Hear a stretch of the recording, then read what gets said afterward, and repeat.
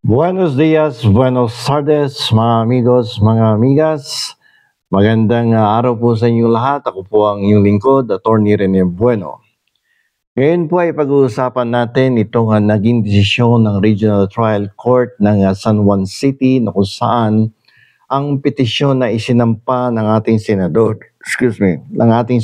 na si Jinggoy Estrada na humihiling na maglabas ng isang temporary restraining order ang hukuman upang patigilin na itong si Bryce Hernandez, isa sa mga testigo dito sa flood control program na pagbawalan na siyang magsalita tungkol dito sa mga akusasyon laban sa kanya dahil ang patuloy na pagsasalita ni Bryce Hernandez ay nakakasira talaga sa kanyang reputasyon, masasakit na salita, mga bintang, no, mabibigat na bintang na siya ay sangkot sa pangungurakot, pandarambong.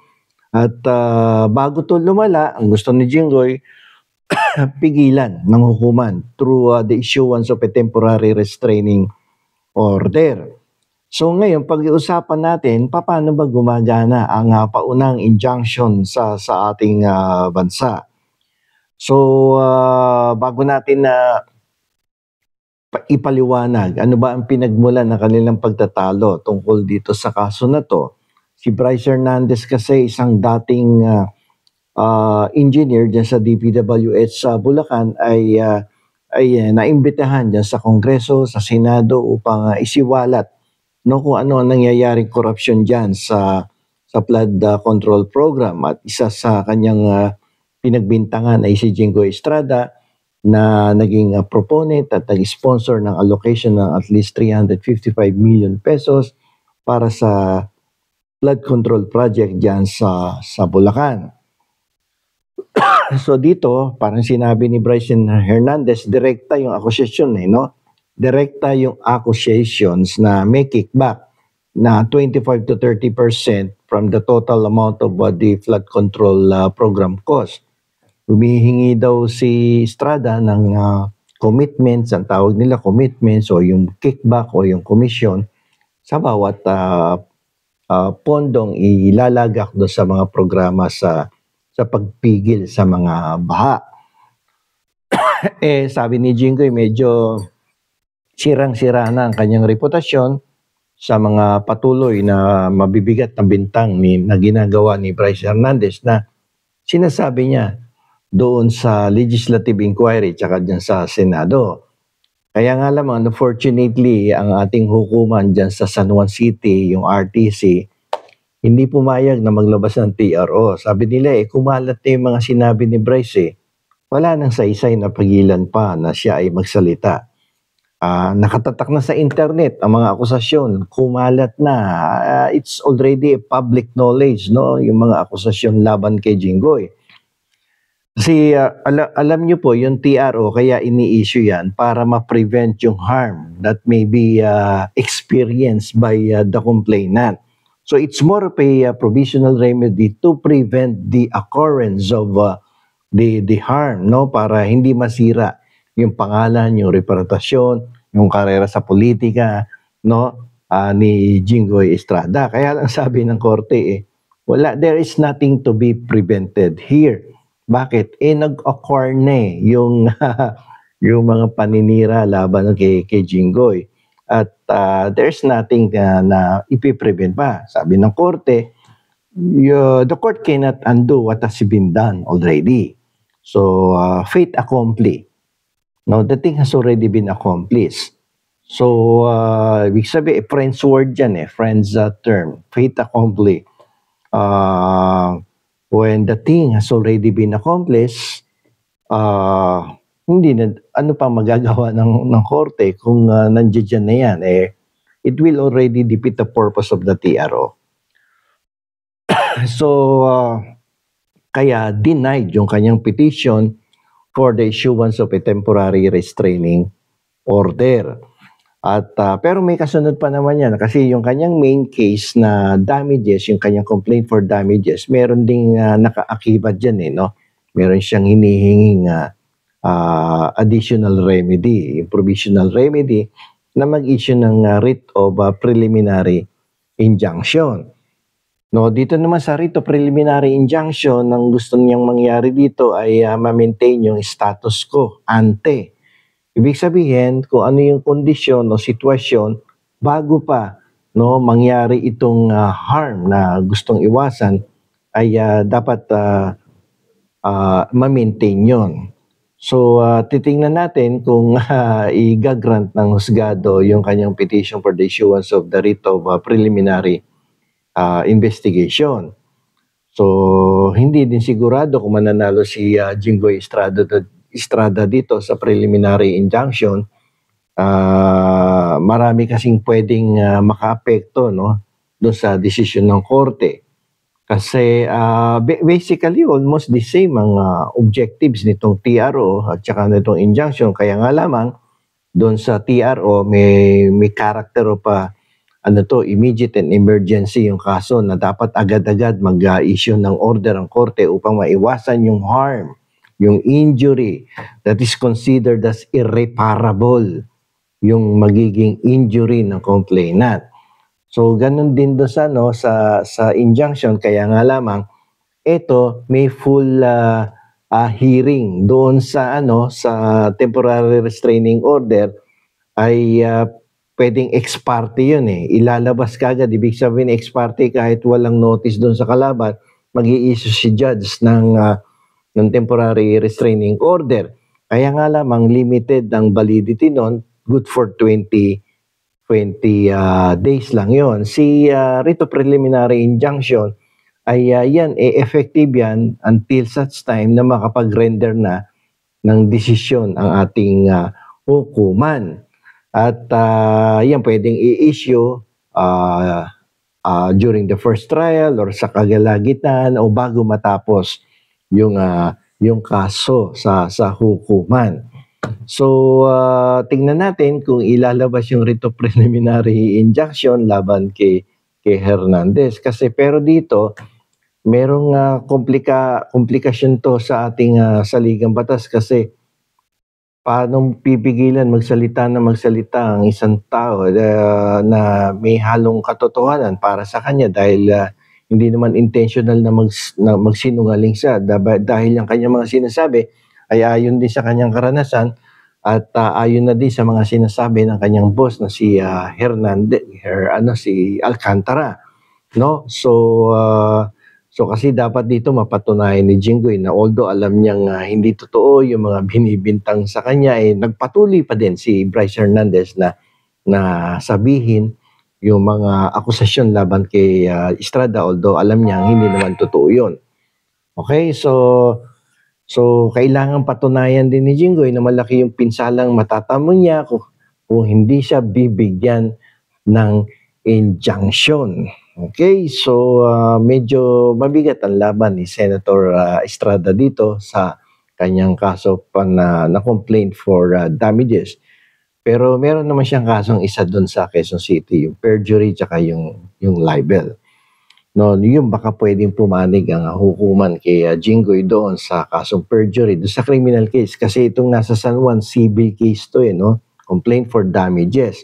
Kaya lang isang problema na nakikita ko dito, yung damages, kung ito ay base doon sa hinihingi niyang injunction at sinasabi doon na, kasi pag humingi ka ng TRO tsaka injunction, merong character na nagkaroon ng irreparable damage, magkakaroon ng irreparable damage. So, ibig sabihin ng irreparable harm or irreparable injury ay yung pinsala sa kanyang reputasyon ay hindi kayang bayaran ng pera.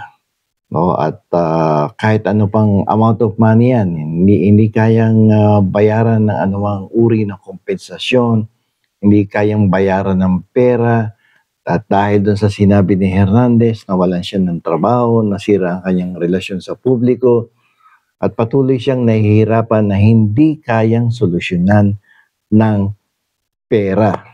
So, dapat mapatunayan ni Estrada rito na talagang walang basihan na legal yung lahat ng akusasyon ni Hernandez.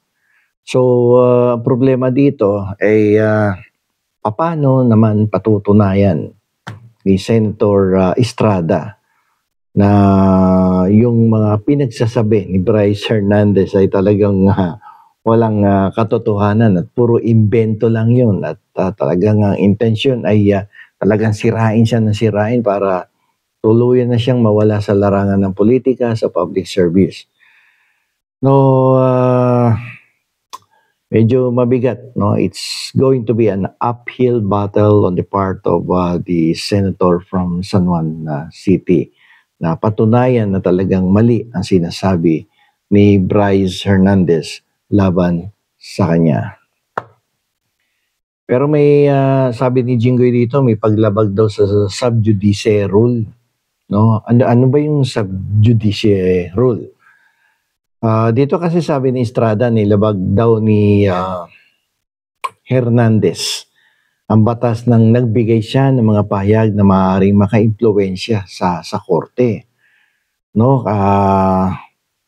Pero dito kailangan ipakita din ipakita na alam ni Hernandez na may kaso na isinasampa. Pero nagpatuloy pa rin siya sa pagbibigay ng mga pahayag. Kaso wala namang yatang alam si Hernandez nung nagsasalita siya, hindi naman niya alam na ididemanda siya o sasampahan siya ng kaso ng senador no, na si Jinggoy Estrada. So dito, inaatake ni Jinggoy yung kredibilidad ni Hernandez. So sabi ni Jinggoy, hindi dapat paniwalaan itong si Bryce Hernandez, no? So ganun pa man, kailangan pa rin, no? Patunayan ni Jinggoy Estrada na itong si Hernandez ay may masamang motibo. May kasaysayan ng pagsisinungaling. Kumbaga, consistent no? Liar, no? O walang sapat na kaalaman para magbigay ng maaasahang pahayag. Ano pa ba? So, pwede ding sabihin ni Estrada na ang sinabi ni Hernandez na tumanggap siya ng tongpats, no, na 10 milyon o 20 milyon o ilang milyon man yan sa isang proyekto sa nabotas noong 2010, no, ay mali. Pwede siya magpakita ng papeles mula sa barangay, mga dokumento ng proyekto, at mga testigo mula sa mga opisyal para patunayan walang ganoong proyekto sa nabotas noong 2010 o na mas maliit ang pera na ginamit at maayos itong naitala. So dito dapat ipapakita nito na walang katotohanan ang sinasabi ni Hernandez at gawa-gawa lamang niya lahat ito. Lahat yung guni-guni lang. Guni-guni lang dapat ni Bryce Hernandez. Kaya nga lamang dapat meron siyang konkreto at matibay na ebidensya upang mailabas yung writ of preliminary injunction, no, laban dito kay Bryce Hernandez. Dito sa kaso na to ni Estrada, sinasabi niya na yung pagkasira ng kanyang pangalan, yung pagkasira ng kanyang reputasyon ay hindi kayang ibalik, no, ng isang kompensasyon dahil hindi ito kayang sukatin sa pera, no? Ang epekto na talaga nito ay talagang irreparable yung injury na masusustain niya. Dito kailangan ipakita ni Estrada ang lahat ng sinabi ni Hernandez ay nagdudulot ng patuloy na problema na hindi kayang ayusin ng pera. No amount of compensation can repair the damage, the injury, destruction, or pagkasira sa kanyang reputasyon. Hindi kayang pantayan ng pera. So, yun yung irreparable injury. Yun ang ibig sabihin yan, no? At so sa huli, ang kaso ni Senator Jinggoy Estrada laban kay Bryce Hernandez ay hindi lamang tungkol sa temporary restraining order o sa preliminary injunction. Ito ay tungkol sa mas malaking tanong. So, paano natin babalansehin, no, ang karapatang magsalita at ang karapatang protektahan ang ating pangalan sa isang mundo kung saan ang isang click ay pwedeng magpakalat ng kasinungalingan. Ang desisyon sa kasong ito ay magiging gabay sa ating lahat. Sa mga politiko, sa mga mamamahayag, yan, yung nasa media, at sa bawat Pilipino. Dito, ito ay magpapaalala sa atin na ang bawat salita ay may bigat. At ang hustisya ay dapat maging patas sa lahat. Kailangan naman yan eh. Palagi naman ganyan, di ba? Na ang hustisya ay dapat maging patas sa lahat.